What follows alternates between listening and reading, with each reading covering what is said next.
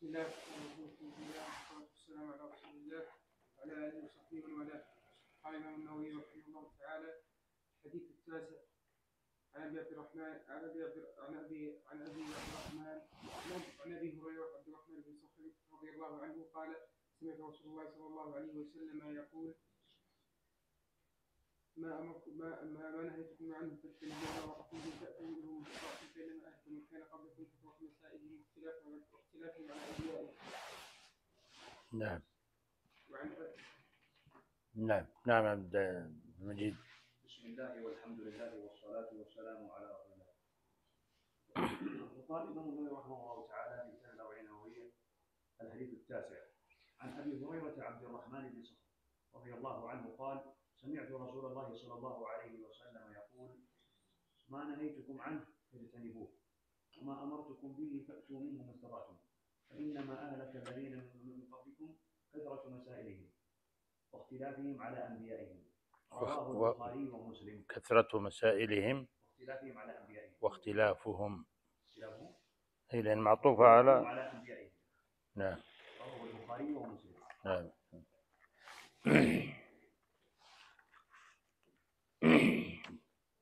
بسم الله الرحمن الرحيم. الحمد لله رب العالمين، صلى الله وسلم على نبينا محمد وعلى آله وصحبه أجمعين. اللهم علمنا ما ينفعنا وانفعنا بما علمتنا وزدنا علما يا رب العالمين. سبحانك لا علم لنا إلا ما علمتنا إنك أنت العليم الحكيم.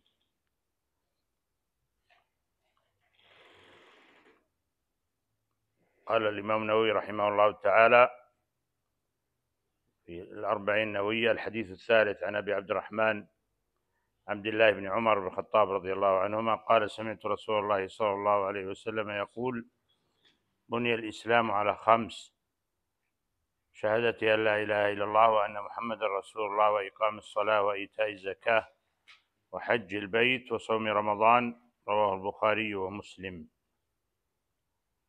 هذا الحديث الثالث من الأربعين النووية وهو حديث عظيم فيه ذكر أركان الإسلام ومبانيه العظام، ورويه عبد الله بن عمر بن الخطاب رضي الله عنه، وهو أبو عبد الرحمن كما ذكر الإمام النووي رحمه الله عن أبي عبد الرحمن، لقب بأبي عبد الرحمن عبد الله بن عمر بن الخطاب القرشي العدوي. أسلم رضي الله عنه وهو صغير، ثم هاجر من مدينة وهو لم يناهز الاحتلام، وتقدم ليشارك في غزوات الرسول، لكنه كان صغيرا في بدر وأحد، ولم يجزه النبي صلى الله عليه وسلم للقتال إلا في غزوة الخندق في السنة 5، فهي أول مشاهده مع رسول الله صلى الله عليه وسلم، وهو ممن بايع تحت الشجرة رضي الله عنه وعن صحابة النبي صلى الله عليه وسلم. وأمه زينب بنت مضعون أخت عثمان بن مضعون رضي الله عن الجميع، وكان من علماء الصحابة، وروى عن النبي صلى الله عليه وسلم كثيرا من الحديث، وروى عنه التابعون كسعيد بن المسيب وأسلم مولى عمر ومسروق وعبد الرحمن بن أبي ليلى، وشهد له الصحابة رضي الله عنهم بالفضل. فقال عنه عبد الله بن مسعود: لقد رأيتنا ونحن متوافرون، وما فينا شاب هو أملك لنفسه من ابن عمر. وقال عنه جابر بن عبد الله رضي الله عنهما: ما منا أحد أدرك الدنيا إلا وقد مالت به إلا ابن عمر. وقالت فيه عائشة رضي الله عنها أم المؤمنين: ما رأيت أحدا ألزم للأمر الأول من ابن عمر. وقال مالك: كان إمام الناس عندنا بعد زيد بن ثابت عبد الله بن عمر، مكث 60 سنة يفتي الناس. وقد كان رضي الله عنه بعيدا عن الفتن التي ظهرت في عصره، معرضا عنها، ولم يتطلع إلى أن يكون له رئاسة أو ولاية، بل إن مما ذكر أنه عرضت عليه الخلافة ورفضها، وقال: إني والله لئن استطعت أن لا يهراق بسببي محجمة من دم. ولما حصلت الفتنة في المدينة وأراد أهلها خلع يزيد بن معاوية، جمع ابن عمر رضي الله عنه بنيه ووعظهم وقال: سمعت رسول الله صلى الله عليه وسلم يقول: ينصب لكل غادر لواء يوم القيامة، وإنا قد بايعنا هذا الرجل على بيعة الله ورسوله.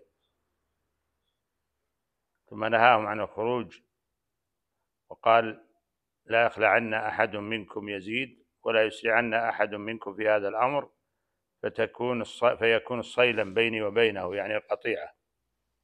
توفي رضي الله عنه سنة 73 وله 86 سنة.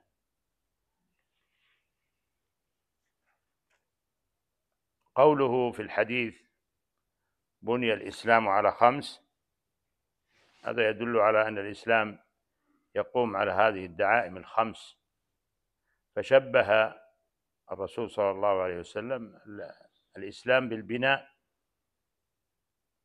القائم على الدعائم والقواعد والأسس، وهذه الدعائم 5، وهي التي يعبر عنها العلماء بالأركان، أركان الإسلام،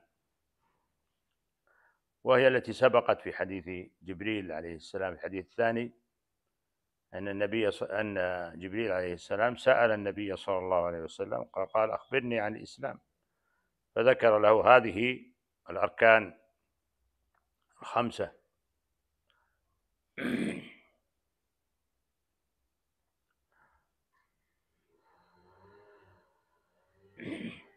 فهذه الأركان ال5 من الأهمية في الدين بالمكان العظيم، أنه لو فقد أحدها لسقط البناء وتهدم. وللإسلام مكملات وأمور مهمات لا يستغنى عنها، لكنها ليست كأهمية هذه الأركان. وقوله صلى الله عليه وسلم بني، هنا هذا بني مبني، فعل مبني للمجهول، وهو معلوم أن الذي بنى هذا البناء وأمر به هو الله سبحانه، والرسول هو الذي بلغ عن ربه سبحانه. فالله عز وجل هو الذي جعل هذه الأمور العظيمة والأحكام الجليلة والأركان الثابتة الراسخة، هو الذي شرعها سبحانه، وكانت من الأهمية بمكان عظيم، حتى إنه صلى الله عليه وسلم كما سبق معنا في الحديث الثاني، حتى إن الله جل وعلا أرسل جبريل وأنزله من السماء إلى الأرض إلى مجلس رسول الله صلى الله عليه وسلم ليؤكد هذه الأمور العظيمة: الإسلام والإيمان والإحسان. فالإسلام هو الأول منها.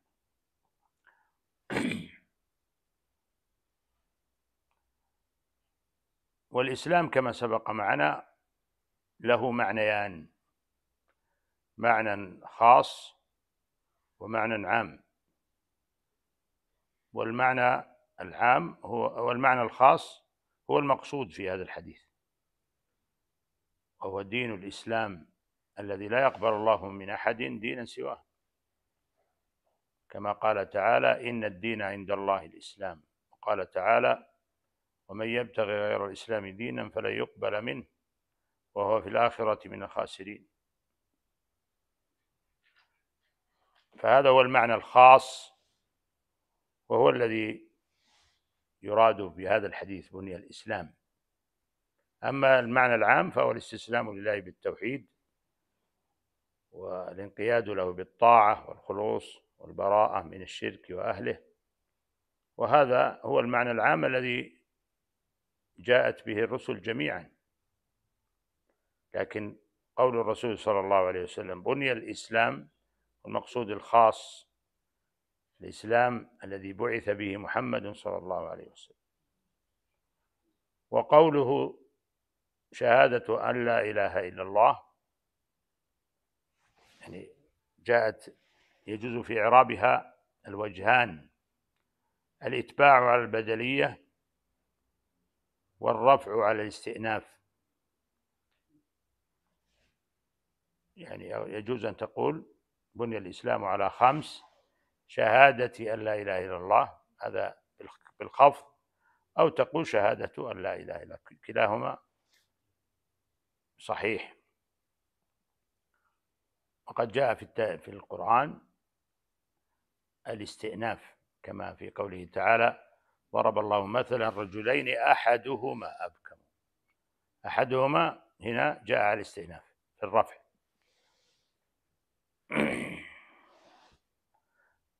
والشهادة من شهد يشهد شهادة، كما قال الله تعالى: قل أي شيء أكبر شهادة، وهو من عقد في القلب على وجه اليقين ثم نطق به اللسان.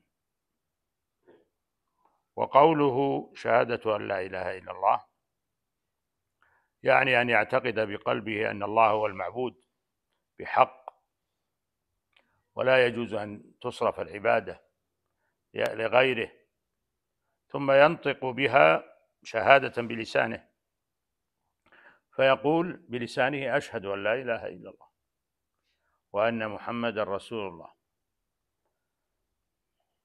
وقوله أن محمدا رسول الله يعني مثلها شهادة يعتقد بقلبه اعتقادا جازما بأن محمد بن عبد الله القرشي هاشمي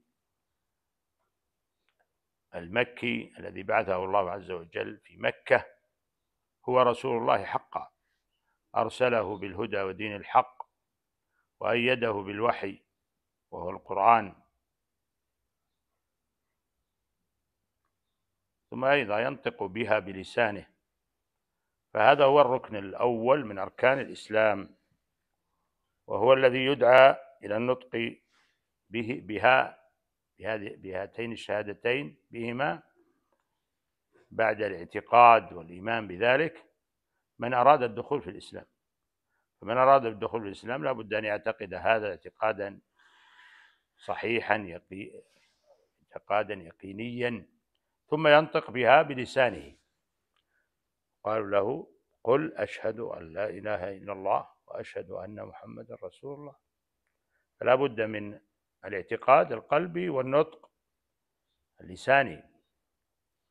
ثم قال: وإقام الصلاة أو إقام الصلاة، وهذا هو الركن الثاني من أركان الإسلام، وهو إقامة الصلاة أو إقام الصلاة. والتعبير بالإقامة هنا في قول إقام الصلاة دال على أن الصلاة فيها قيام، يقوم العبد بها بين يدي ربه عز وجل، فيناجي الله عز وجل، كما قال الله عز وجل: وقوموا لله قانتين. وجاء التعبير بذلك في القرآن، فكل ما ذكرت الصلاة ذكرت بإقامة الصلاة، إقامة الصلاة وإقام الصلاة، كما قال جل وعلا: وأقم الصلاة إن الصلاة تنهى عن الفحشاء والمنكر، وآيات كثيرة في مثل هذا. وهذا الركن من أركان الإسلام، والركن الأول الثاني، وهو الأول بالنسبة للمسلم. المسلم إذا دخل بالإسلام فهو الركن الأول بالنسبة له، فله أهمية عظيمة.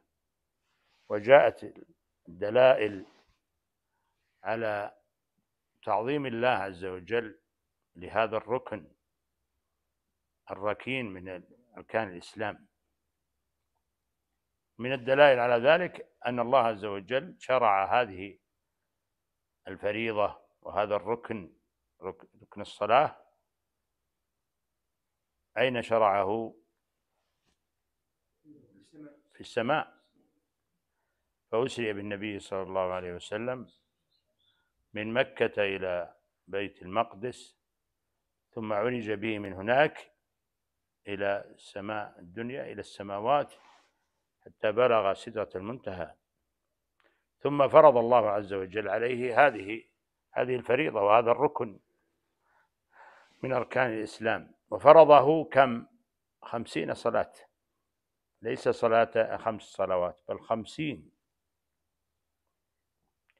فأخذها النبي صلى الله عليه وسلم وقبلها من ربه، ثم رجع. فلما مر على موسى كما هو في حديث الإسراء معراج معروف، سأله موسى عليه السلام، فأخبره النبي صلى الله عليه وسلم أن الله فرض عليه هذه الصلاة 50. فقال له: ارجع إلى ربك فاسأله التخفيف فإن أمتك لا يطيقون ذلك.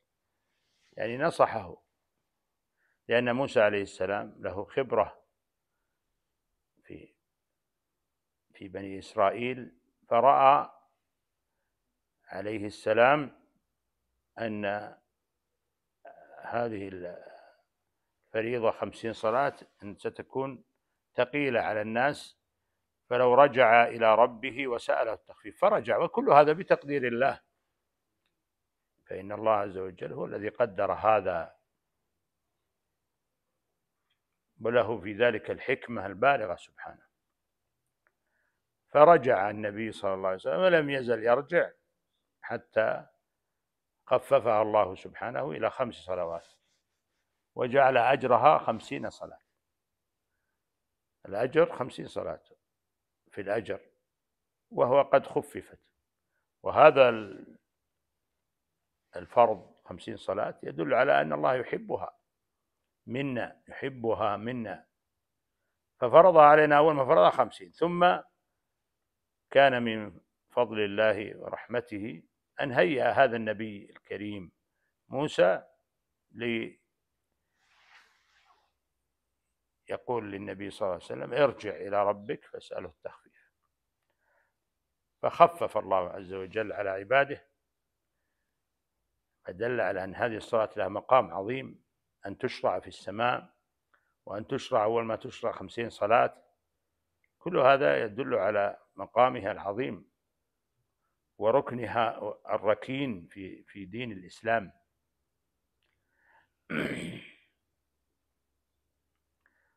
ثم إن هذه الصلاة أيضا لا تسقط أبدا عن الإنسان ما دام في وعيه.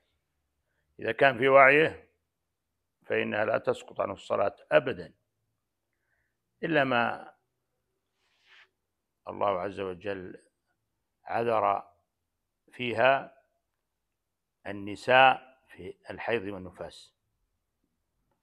أما ما دام الإنسان في عقله فإنه يصلي على أي حال، في أي حال كانت، ولم يسقطها الله عز وجل. حتى والمسلم يقابل قرنه ويقابل الكافر في قتال والجهاد في سبيل الله، لم يسقطها الله عز وجل، بل يصليها.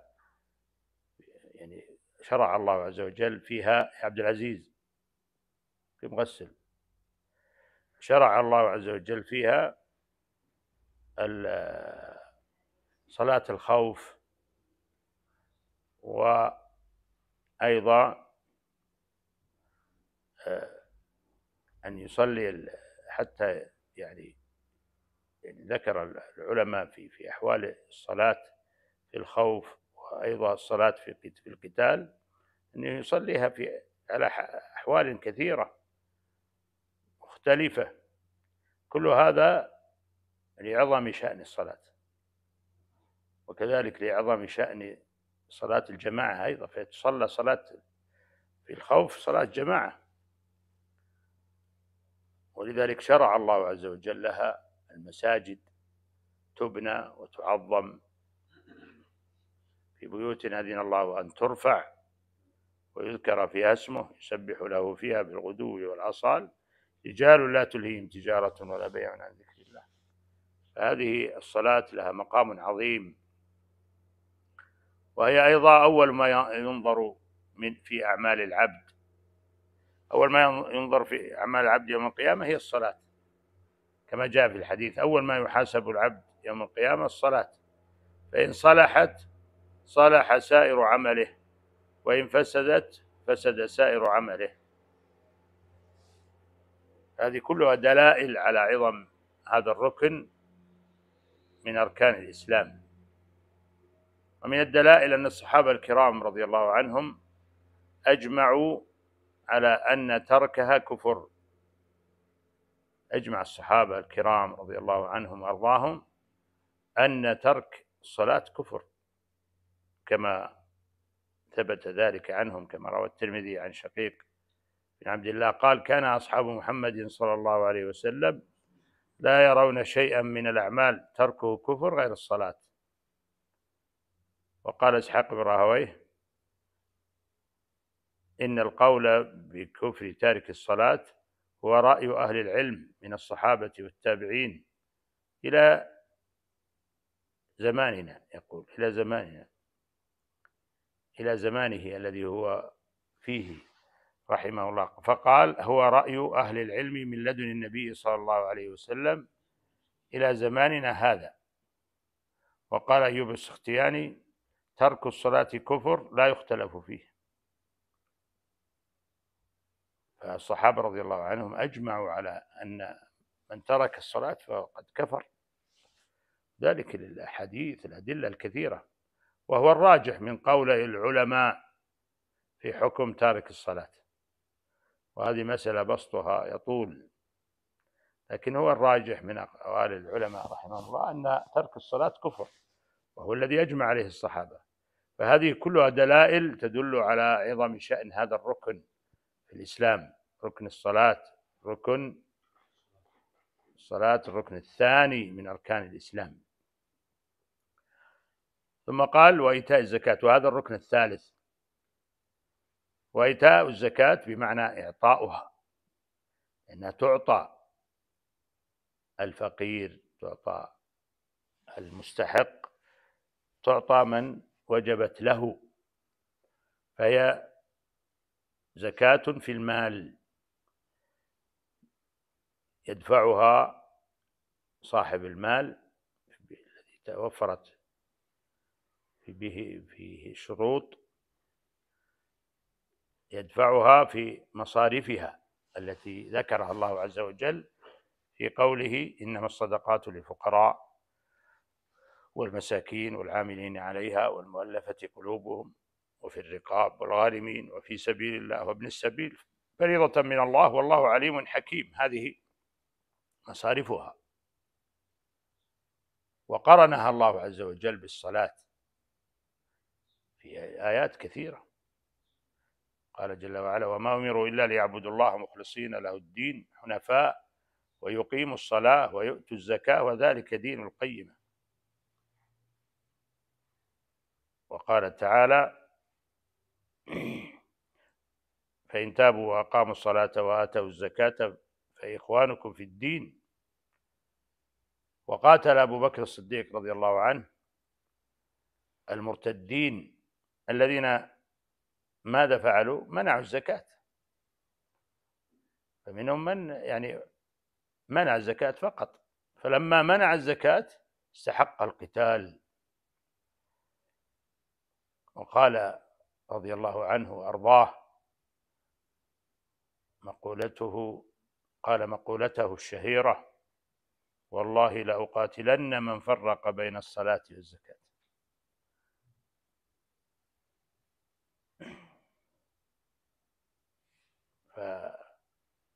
فالزكاة مقترنة بالصلاة في آيات الكتاب كثيرا، فهي الركن الثالث من أركان الإسلام.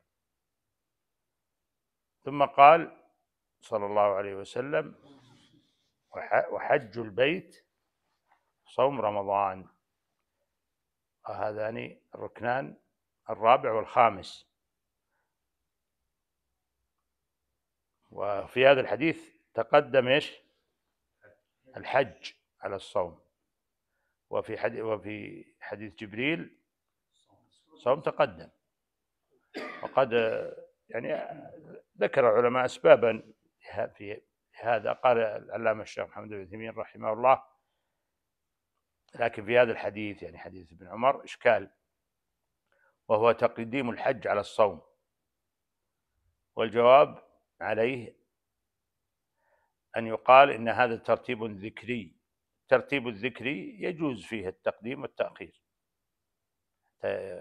كقول الشاعر: إن من ساد ثم ساد أبوه ثم ساد من بعد ذلك جده.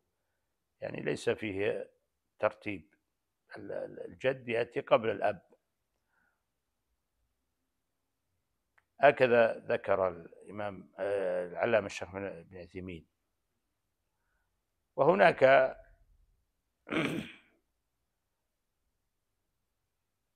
تعليل آخر يعني ذكره بعض العلماء، أن هناك تعليل آخر لتقديم إيش؟ الصوم، الحج على الصوم. وذلك تعليل قالوا بأن الحج، أن هذه الأركان إما أن يكون متعلقها البدن أو المال، أو البدن والمال جميعا. فالصلاة متعلقها إيش؟ البدن، فهي عبادة بدنية محضة. والزكاة متعلقها المال، فهي عبادة مالية محضة. والحج مركب من بينهما، مركب من العبادتين المالية، البدنية والمالية. فلما كان الحج مركب من العبادتين البدنية المالية، وقد ذكر في الأول الصلاة وهي متعلقة بالبدن فهي عبادة بدنية، ثم الزكاة عبادة مالية، حسن أن يأتي بالحج الذي يجمع بينهما، يعني بدنية مالية، بدنية ومالية لحج. ثم ذكر الصيام أيضا بدنية. فهذا هو السبب الذي ذكره بعض العلماء في تقديم الحج على الصوم في هذا الحديث. هذا يعني استنبطه بعض العلماء، حتى قيل أن الإمام البخاري رحمه الله في الصحيح قدم الحج على الصيام، يعني وهذا التقديم هو لهذا السبب، كأنهم استنبطوا هذا السبب في التقديم. وكما قال الإمام العلامة الشيخ محمد بن عثيمين أن هذا ترتيب ذكري لا إشكال فيه. المقصود أن الأركان 5، المقصود الأركان 5. والصوم هو الإمساك عن الطعام والشراب وسائر المفطرات في نهار رمضان من طلوع الفجر إلى غروب الشمس. قال تعالى: فمن شهد منكم الشهر فليصمه. وهذا هو الصوم، صيام شهر رمضان.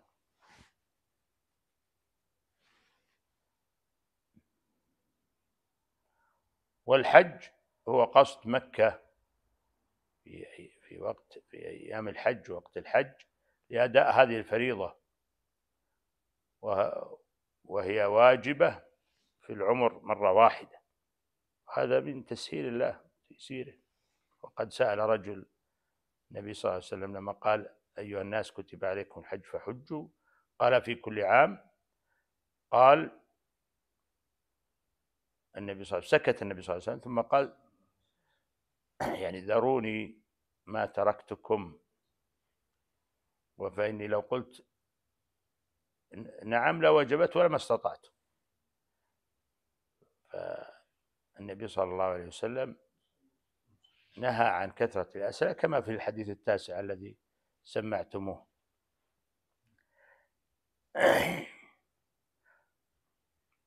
ولا تجب فريضة الحج إلا من استطاع الوصول إلى مكة، استطاع أن يصل إلى مكة، ولذلك الله عز وجل قيدها: ولله على الناس حج البيت من استطاع إليه سبيلا. يعني وفسر العلماء الاستطاعة بالزاد والراحلة، المقصود أنه يستطيع أن يصل إلى مكة، فإن هذا يجب عليه الحج. أما من لم يستطع ولم يقدر فإن الله يعفو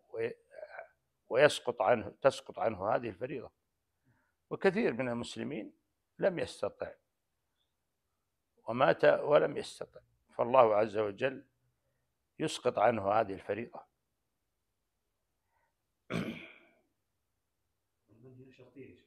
إيه؟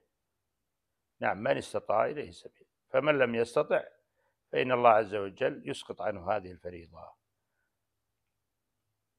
نعم، والله أعلم، وصلى الله وسلم على نبينا محمد. في سؤال؟